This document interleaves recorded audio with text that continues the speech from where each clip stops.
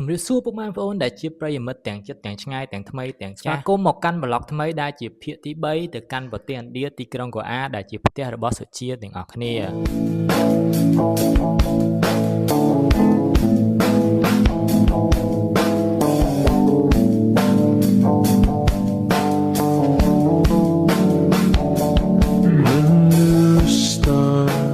ថ្មីដែរយើងនឹងធ្វើដំណើរទៅកាន់ផ្ទះបងប្អូនរបស់ម៉ាក់សុជាហើយការធ្វើដំណើរនេះដែរគឺជាការធ្វើដំណើរទៅមើលរោងក្របីហើយផ្ទះបងប្អូនរបស់ម៉ាក់សុជាគឺថាធំខ្លាំងមែនទែនផ្ទះនេះដែរគឺថាម្ចាស់ផ្ទះគាត់អត់សូវដែរនៅផ្ទះទេគឺដោយសារតែផ្ទះគាត់ហ្នឹងគឺនៅប្រទេសមួយទៀតឯប្រទេស Switzerland ហើយថ្ងៃហ្នឹងដែរគឺហេងខ្លាំងមែនទែនគឺគាត់បានមកលេងផ្ទះរបស់គាត់នៅឯប្រទេសឥណ្ឌាហើយគាត់ប្រាប់ថាហ្នឹងហើយចូលមកឥឡូវយើងទៅមើលរោងក្របីទាំងអស់គ្នាថាក្របីនៅស្រុកនេះគឺថាធំខ្លាំងមែនទែនមានតាំងពីអាតូចអាធំមានតាំងពីអាទៅបង្កើតទៀតហើយ slow ដែរគេថាចូលទៅអត់អីទេslot មិនក៏ដោយគឺថាអ្នកថតអត់ហ៊ានចូលចិត្តទេគឺថាបានតែ zoom ពីចម្ងាយនឹងឯងមិនគឺថាអានរត់តែម្ដងបន្ទាប់ពីមើលក្របីហើយគឺថាម៉ាក់សុជានាំយើងដើរលេងទៀតហើយឥឡូវយើងមកដល់ខ្លោងទ្វារមួយដែលជាខ្លោងទ្វារបុរាណថាបងជីចូល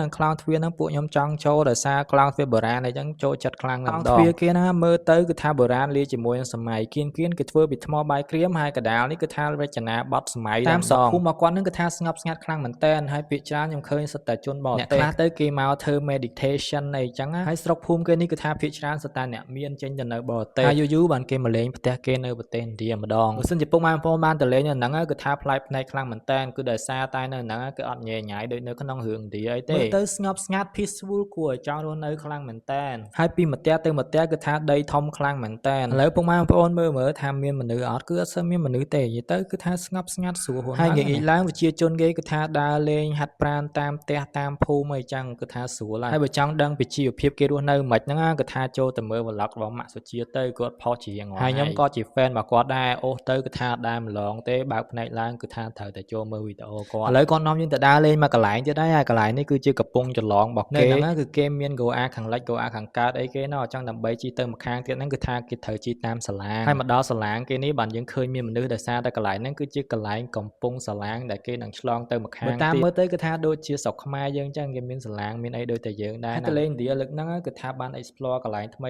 ច្រើនមែនតើដែលធ្វើឲ្យអារម្មណ៍យើងហ្នឹងរៀងស្ងប់ជាងមុនស្រស់ថ្លាជាងមុនហើយបានរៀនពីប្រពៃណីទំនៀមទម្លាប់ខុសៗគ្នានៅក្នុងប្រទេសឥណ្ឌាជិះចុះជិះឡើងគឺថាដល់ពេលវេលាដែលព្រះអាទិត្យត្រូវចុះសម្ចតគឺជាពេលវេលាដែលថ្ងៃលិចតែម្ដងស្រស់ស្អាតខ្លាំងមែនតើឥឡូវយើងទៅមើលសាឡាងគេឲ្យចិត្តហ្មងអ្នកនរគ្នាឃើញត្រើយខាងនោះអត់ចឹងគេត្រូវធ្វើដំណើរទៅត្រើយខាងនោះដើម្បីទៅកូអាមកដំបូងហ្នឹងស្មានតែកូអាហ្នឹងគឺជាកោះតាមពិតមែនទេគឺជាទីក្រុងមួយដែលនៅជាប់មាត់សមុទ្រចឹងហើយបើផ្ទះម៉ាក់សុជាវិញគឺថាលយខ្លាំងមែនតើដើរទៅក្រោយរហូតទៅគឺទៅដល់ដៃសមុទ្រតែម្ដងហើយសុជាអត់បានមកមួយយើងគឺដោយសារតែសុជាហ្នឹងជាប់ទៅរៀនគួរសុជាខំរៀនខ្លាំងមែនតើចេញពីម៉ោង1ចូលម៉ោង1ហើយថ្ងៃឡើងត្រូវទៅរៀនគួរទៀតទៅមើលគេចាក់បកងឡើយ